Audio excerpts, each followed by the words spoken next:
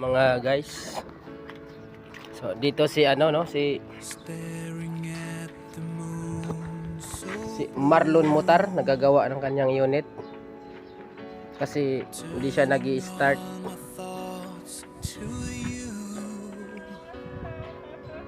Tin-wheeler ang kanyang unit.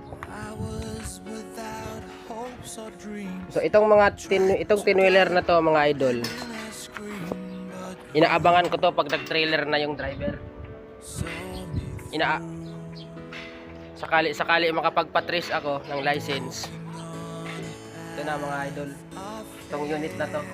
Maganda kasi itong unit na to kasi Euro 4. Malaki yung arangkada niya.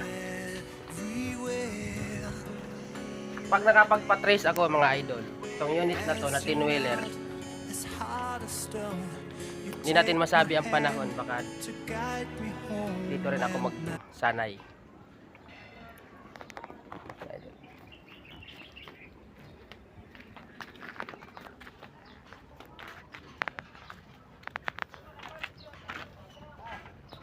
Ang tanong mga guys, kung makapagsanay nga, kung matutuloy nga pagsasanay sa pagdadrive, kasi parang